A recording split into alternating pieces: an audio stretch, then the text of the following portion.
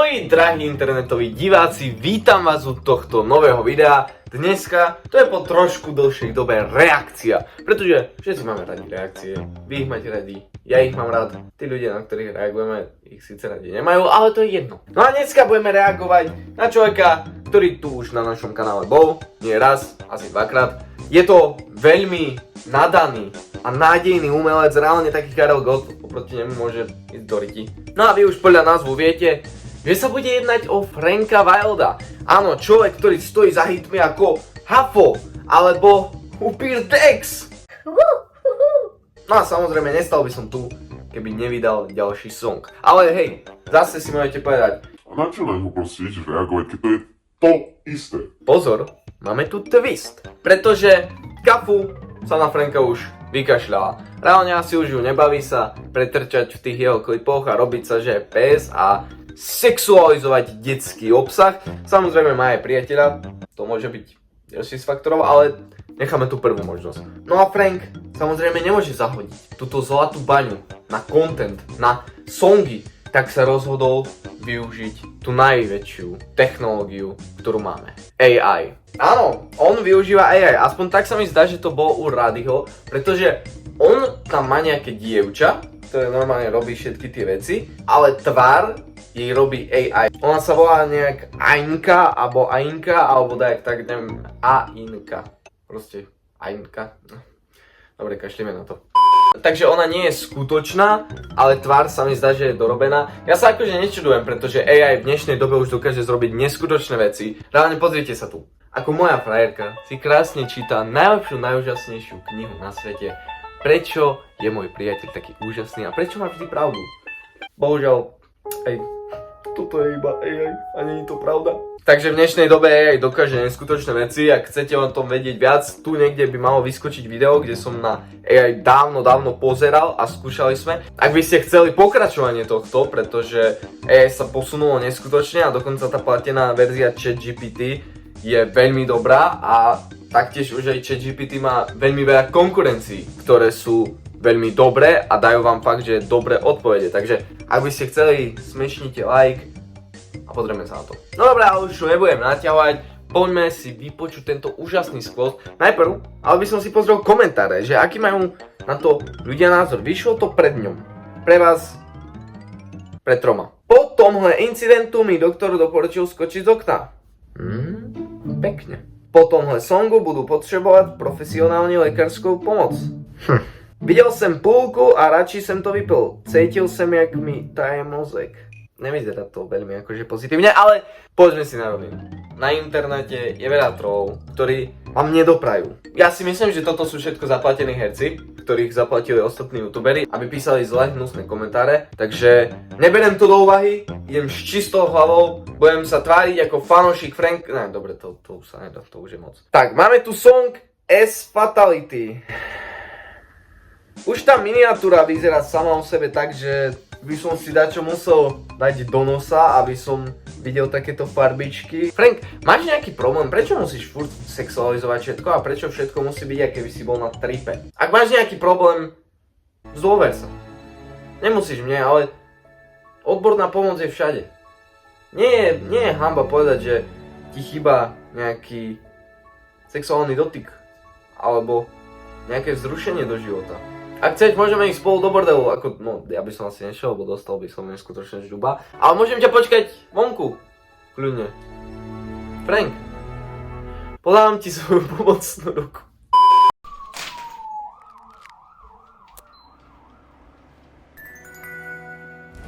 S Fatality. Existoval svět, kde každý Čo to je za hru, kde ju kúpim? Kamarát sa pýta. den začínal úsměvem, protože nad ním bděla prastará síla, kterou si všichni hýčkali. Velká růžovo-zlatá Kamo, toto vyzerá skôr jak vajcia. Intro je do 1.30. Pohodne, my si ho pozrieme. Ja chcem nabrať ten lore. Kde sa hrabe nový Spider-Man? Alebo Avengeri, čo vyjdú? Toto je pík kinematografie. hýšť, posvátný zadek, který si jednou za život vybere svého vyvoleného. Frank trénoval pod přísným dohledem mistra Nuluse. Nulus v sobě po nocích nechával růst temnotu a představoval si, jak mu jednou hýšť dá moc, ale taky pozornost žen, které ho teď přehlížejí. Když nadešel den vyvolení, hýšť všechny šokovala. Nevybrala Nuluse, ale Franka. Tímto okamžikem se Nulusův svět rozpadl. Místo naděje cítil, jak se v něm rodí chladný stín, který s každou vteřinou sílil. V noci vtrhl k artefaktu. Sloužil jsem celý život.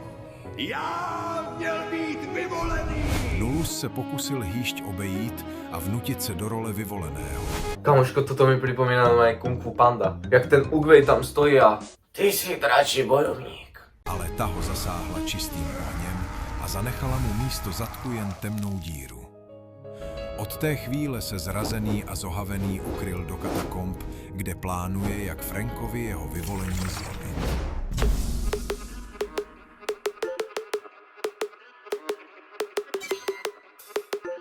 Kamo to decko tam. Znal jsem jednu holku, moje srdce mi sebrala, chtěl jsem s ní tancovat posteli polku, ale tancovat mě ne. Čo má furt s tou polkou, či poľkou, či jaká poľka? Čo znamená tancovať v posteli polku? To bolo už aj v Hafo sa mi zdá, alebo v Upírovi, alebo v Kerej Riti. Čom furt chce v posteli tancovať polku? Neviem. Nechala, jo mama, ty si čekatá, takže uděláme bam bam bam bam. Jo mama, jsi moje mačecha, no takže uděláme bam bam bam. Pojď za mnou v bytě, jo baby chci tě. Chill, no stress, slap on my ass. Když se mě ptáš, co se mi líbí. Dobre, zatiaľ si zhrnieme to všetko. Text nerozumiem mu ani riť, pretože znie to nejak takto.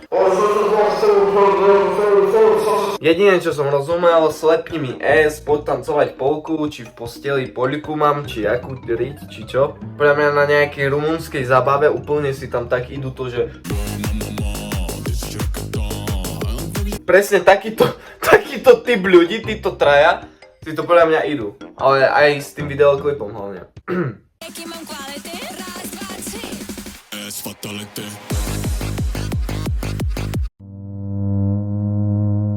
Mne je ťažko. Ja mám asi infarkt. Mne normálne točí sa mi hlava. Ja sa musím napiť vody. S fatality.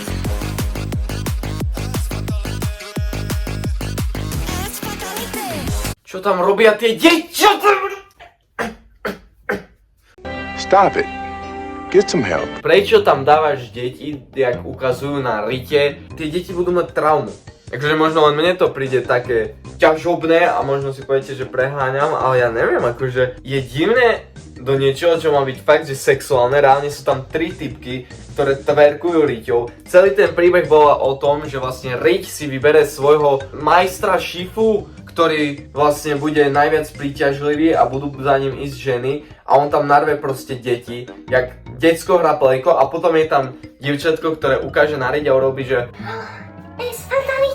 a potom tam ide zas to techno, zas tverkujú, Frank je pod riťou, čo to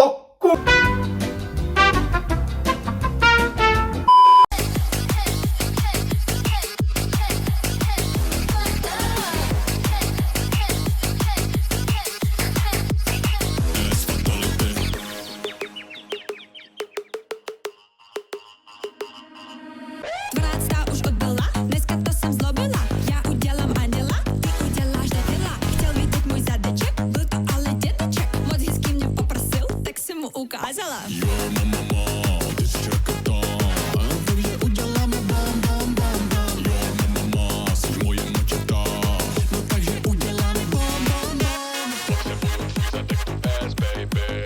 Snažím se být slušná, nemluv prostě. Musím mít moci, ale fast, baby. Let's go, dokud jsem mladá, není pozdě. Pojď za mnou v bytě, jo baby chci tě. Chill, no stress, slap on my ass. Když se mě ptáš, co se mi líbí, jaký mám kvality. Raz, dva, tři. Toto už nie je ani sranda. Frank sa healuje tým, že kúka na riť. Ja čakal som na čo iné. Ten track sa volá S Fatality. Miniatúra je, aké by som si dal všetky druhy sveta. Ja čakal som niečo iné. S fatality. S fatality.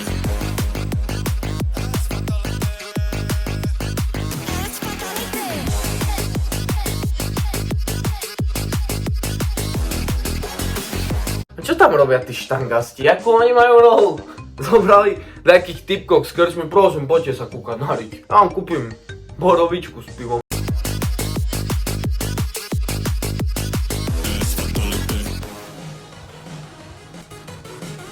Můžeš mi vysvětlit, co tady hraješ za prasárny? To nemyslíš vážně, dej mi ten ovladač. Au. Ani úkoly nemáš hotový, já už to řeknu tátovi. Ale nemám. Blbost.